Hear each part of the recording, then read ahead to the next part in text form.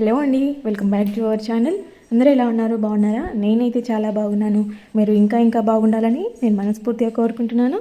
So ఈరోజు కూడా మరిన్ని మంచి మంచి టిప్స్తో మీ ముందుకైతే వీడియో తీసుకొచ్చాను. సో ఎక్కడా స్కిప్ చేయకుండా చివరి దాకా చూడండి. వీడియో నచ్చితే మాత్రం లైక్ చేయడం మర్చిపోవద్దు. అలాగే ఫస్ట్ టైం చూసే వాళ్ళైతే ప్లీజ్ సబ్స్క్రైబ్ చేసుకోండి.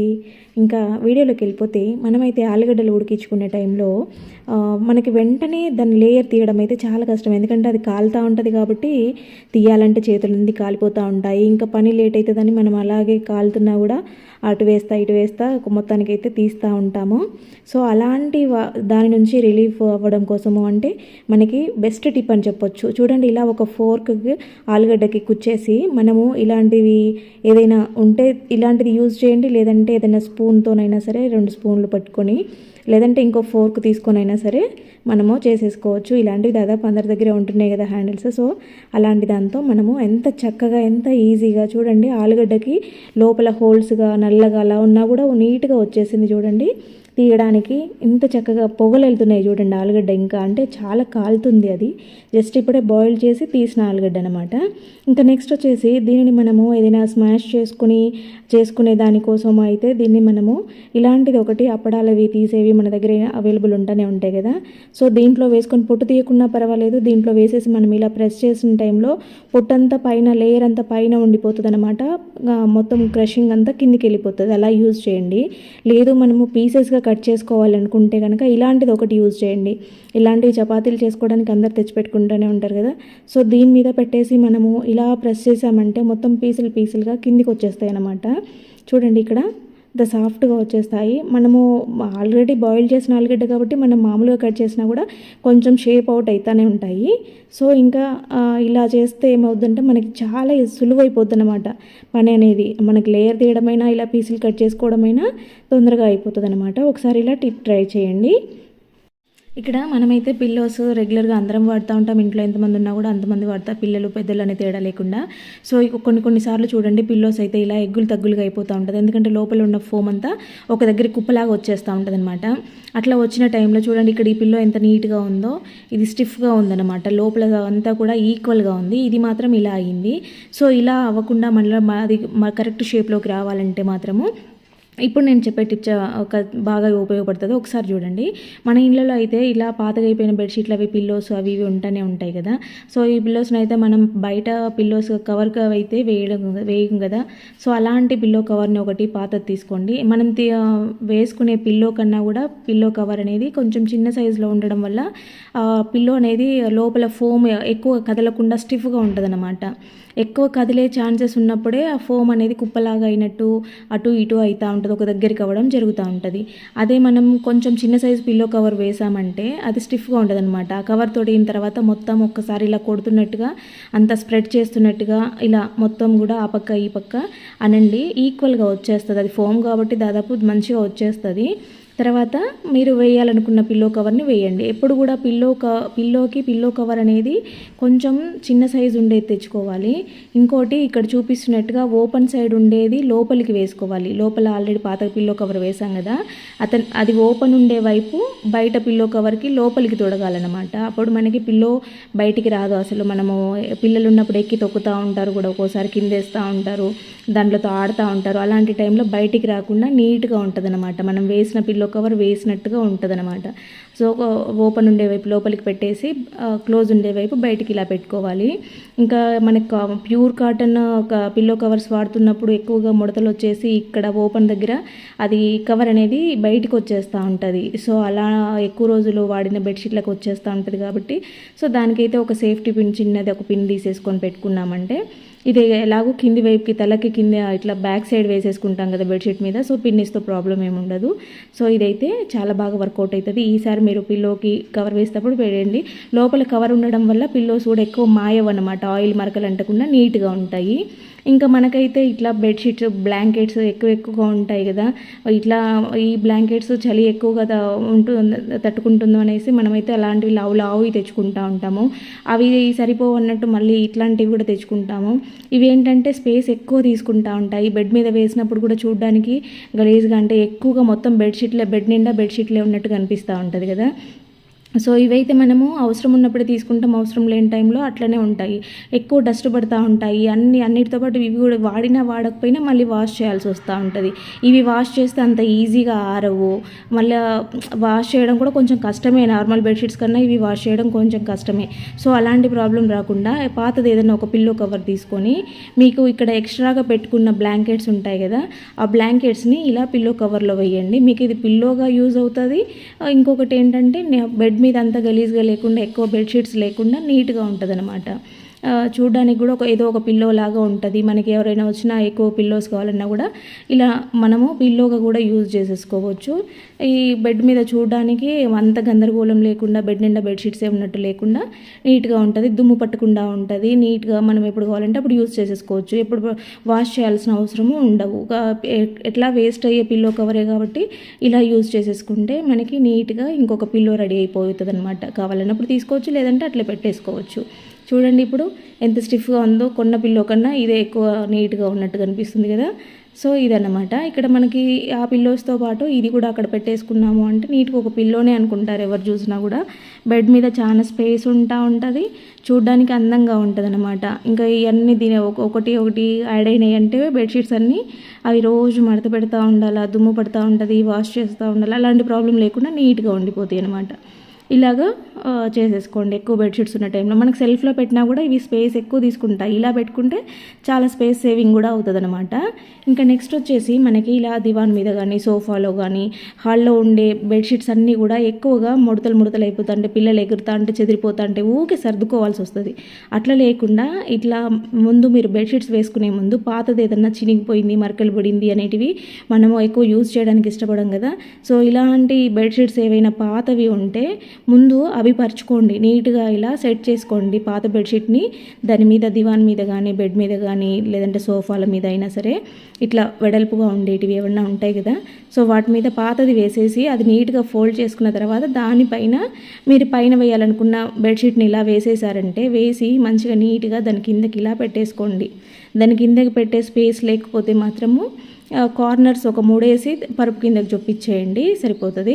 చూడండి ఇప్పుడు మీరు ఎంత నీట్గా పిల్లలు ఎగురుతూ ఉన్నా దాని మీద ఏం చేసినా సరే బెడ్షీట్ అనేది అస్సలు ముడతలు రాకుండా ఉంటుంది. ఎప్పుడు చూసినా నీట్గా సర్దినట్టే ఉంటుంది అనమాట. లేదు అంటే దివాన్ మీద బెడ్షీట్ అంతా పక్కకు జరిగిపోయి, సోఫాల మీద కవర్లన్నీ పక్కకు జరిగిపోయి ఉన్నాయంటే చూసేదానికి ఇల్లంతా గందరగోళం అనిపిస్తూ ఉంటుంది. ఎప్పుడు చూసినా ఇల్లు ఏదో అంత డిస్టర్బెన్స్గా ఉంటుంది అనమాట. చూడండి ఎంత నీట్గా ఉందో. ఇప్పుడు మనం కదిలించినా కూడా పరుపు అనేది మీద బెడ్షీట్ అనేది కదలకుండా మంచిగా ఉంటుంది లోపల అలా ఉండడం వల్ల.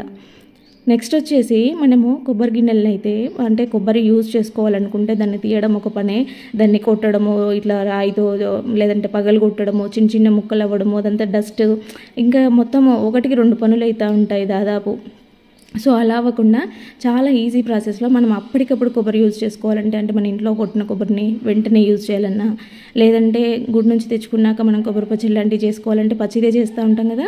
సో అలాంటి వాటికైతే ఈ ట్రిక్ చాలా బాగా యూజ్ అవుతుంది. మనకి ఎలాంటి డస్టర్లే ఉండదు, అలాగే పగిలిగొట్టే పని ఉండదు. ఆ పగిలిగొట్టే టైంలో చేతులు కోసుకునే టైంలో ఎన్నో ఉన్నాయి. సో అలాంటి వాటి నుంచి రిలీఫ్ అవ్వడం కోసము ఇలా గ్యాస్ మీద కాల్చుకోండి. ఇలాంటిది ఏదైనా పెట్టుకొని కాల్చుకోవచ్చు, కాకపోతే అలా పెట్టినప్పుడు ఎక్కువ హీట్ తగలదు, చాలాసేపు పెట్టాల్సి వస్తుంది. ఇలా డైరెక్ట్గా కాల్చడం వల్ల తొందరగా అవుతుంది అనమాట. ఏదైనా స్క్రూ డ్రైవర్ లాంటిది, ఇలాంటిది ఏదైనా చాకు లాంటిది పెట్టేసి మనం వేడి చేసుకుంటే కొబ్బరి అనేది ఎంత ఈజీగా వస్తుందో మీరే చూడండి. ఫస్ట్ మీకు ఎడ్జెస్ దగ్గర చూపించాను, గ్యాప్ లేకుండా ఉంది కదా. సో ఇప్పుడు ఎడ్జెస్ చూపిస్తాను చూడండి. ఈ చుట్టూ అంతా కూడా గ్యాప్ వచ్చేసింది. కాల్చిన తర్వాత ఇది ఓపెన్ అవుతుంది అన్నమాట. లోపలంతా ఓపెన్ అవుతుంది, ఎక్కడో ఒక చోట కొంచెం తక్కువ కాలిన చోట పట్టుకొని ఉంటుంది. ఇలా చాక్ తీసుకొని మనం ఆ ఎడ్జెస్లో పెట్టామంటే ఫ్రీగా వచ్చేస్తుంది. ఒకసారి చూడండి, కొబ్బరిలో నుంచి వేడి చూడండి ఎలా వస్తుందో. అంటే లోపల ఒక ఆవిరి ఫామ్ అయినట్టుగా అయ్యి ఆ చిప్ప నుండి మొత్తం కొబ్బరి అనేది ఓపెన్ అవుతుంది అనమాట. ఇంకాసేపు మనం కాల్చినామంటే ఈ బ్రౌన్ లేయర్ కూడా లేకుండా మొత్తం తెల్లగా వచ్చేస్తుంది. ఇంతకుముందు నేను ట్రై చేశాను కాబట్టి చెప్తున్నాను, ఆ బ్రౌన్ లేయర్ కూడా ఉండదన్నమాట ఇంకా ఎక్కువ కాలుస్తే. సో అంత అవసరం లేదు, మన కొబ్బరి చిప్ప నుంచి వస్తే చాలు కాబట్టి ఇదన్నమాట. ఇదైతే మనకి మంచిగా యూజ్ అవుతుంది, ఎక్కువ రోజులు పాడవకుండా ఉంటుంది అనమాట ఇట్లా కాల్చి తీసుకున్నది. నెక్స్ట్ వచ్చేసి అదే కాకుండా ఇలా డీప్ ఫ్రిడ్జ్లో పెట్టొచ్చు. మనం కొబ్బరి కాల్చి తీసుకోవడం అంటే అప్పటికప్పుడు మనం చేసుకోవాలనుకుంటే, లేదు మనకి ఇప్పుడే అవసరం లేదు రేపో ఎల్లుండో చేసుకుంటాం అనుకునే వాళ్ళు తీసుకొని శుభ్రంగా డీప్ ఫ్రిడ్జ్లో పెట్టేసుకోండి. డీప్ ఫ్రిడ్జ్లో పెట్టుకున్నా కూడా చూడండి ఇలా ఎడ్జెస్ ఎలా ఓపెన్ అయ్యి ఉన్నాయో. ఇప్పుడు మనము సేమ్ అదే ప్రాసెస్లో చాక్ని ఇలా రౌండ్గా తిప్పుతూ చేసామంటే ఇది కూడా వచ్చేస్తుంది. కాకపోతే ఇది అప్పటికప్పుడు యూజ్ అవ్వదు అనమాట. ఒకరోజు 2 రోజులు మనము యూజ్ చేసుకుంటాము అనుకుంటే ఇది చెయ్యండి. లేదు మనకు అప్పటికప్పుడు కావాలంటే కాల్చి తీసుకోండి. చూడండి కిందంతా కూడా డస్ట్ అయితే లేకుండా, ఆ కొబ్బరి చిప్పలన్నీ పగిలిపోయి లేకుండా, మనకి కోసుకుంటుంది కుచ్చుకుంటుంది అనే ప్రాబ్లం లేకుండా చాలా ఈజీగా ఉంది కదా. సో ఈ టిప్ చాలా బాగా యూజ్ అవుతుంది. ఒకసారి ఇలా ట్రై చేయండి. చూడండి ఎంత ఈజీగా వచ్చేసిందో. ఒకటి చల్లది ఒకటి వేడిది అన్నట్టు ఇది కూలింగ్ ప్రాసెస్, అది హీటింగ్ ప్రాసెస్ అని చెప్పొచ్చు.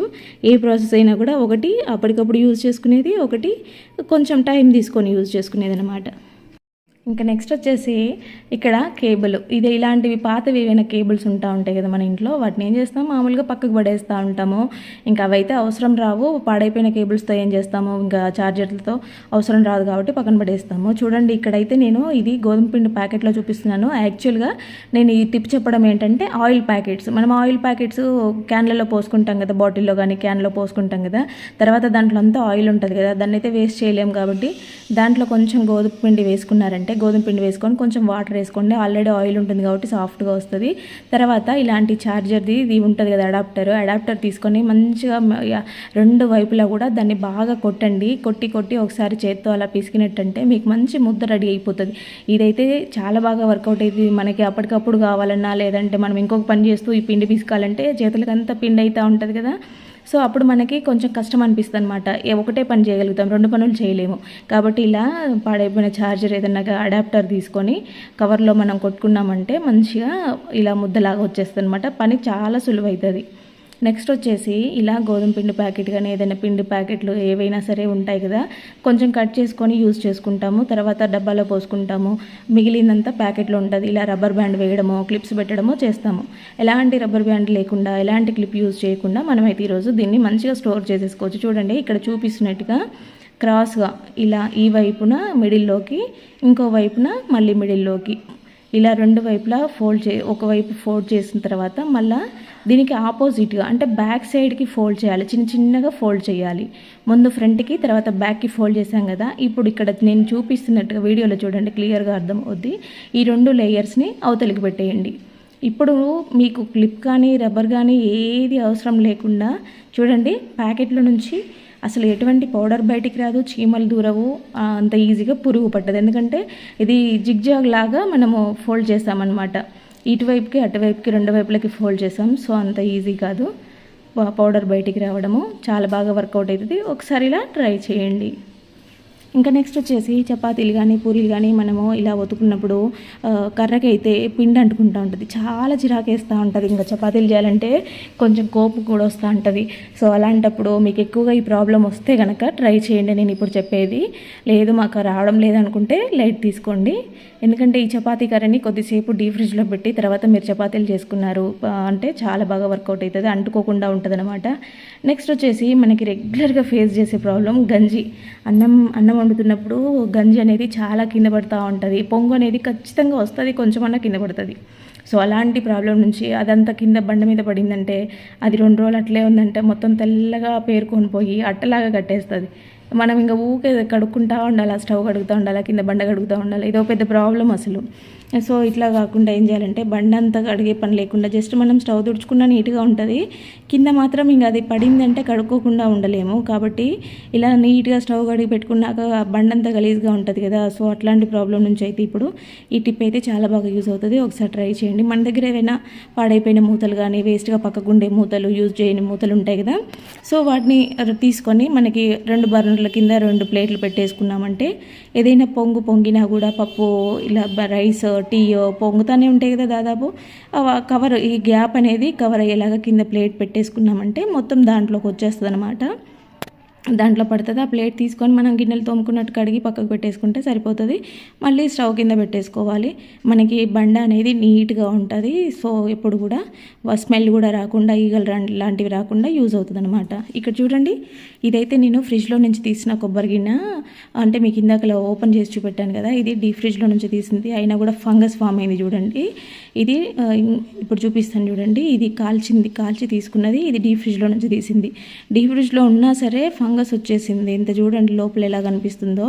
సో అలా కాకుండా మనం కొబ్బరి స్టోర్ చేసుకోవాలి అంటే కనుక ఇలాగా కొబ్బరిని మీరు దేవుడి దగ్గర నుంచి తీసిన తర్వాత అయినా, గుడి నుంచి తెచ్చుకున్న తర్వాత అయినా, ఇంకా ఫ్రిడ్జ్లో పెట్టేస్తాం అనుకునే టైంలో మీరు స్టోర్ చేసుకునే డబ్బా ఏదైనా, ప్లాస్టిక్దైనా, స్టీల్దైనా, గాజుదైనా పర్వాలేదు. కాకపోతే స్టీల్ అయితే కొంచెం బెటర్. దాంట్లో మీరు మనం తాగే నీళ్ళు ఉంటాయి కదా, మంచి వాటర్ వేసుకొని ఇలా కొబ్బరి మునిగేలాగా వాటర్ వేసుకోవాలన్నమాట. ఇక్కడ కొబ్బరి అనేది కంప్లీట్ వాటర్లో ఉండాలి. ఇప్పుడు చూపిస్తున్నాం కదా, ఇలా ఉండాలన్నమాట. ఇలా ఉన్నప్పుడు మీరు ఫ్రిడ్జ్లో పెట్టేసుకోవాల్సిన పనే లేదు. మూత పెట్టేసుకొని బయటైనా పెట్టుకోవచ్చు. మూత లేకపోయినా ఇబ్బంది ఏం లేదు. కాకపోతే లోపల పురుగులు లాంటివి ఏమైనా పడతాయని పెట్టుకోవడమే. ఇక్కడ బయటైనా ఉంచుకోవచ్చు, లేదంటే ఫ్రిడ్జ్లో అయినా పెట్టుకోవచ్చు. ఎలా ఉన్నా సరే కొబ్బరి మునిగేలాగా వాటర్ ఉంటే మాత్రం ఆ వాటర్లో కొబ్బరి అనేది చాలా ఫ్రెష్గా ఉంటుంది అనమాట.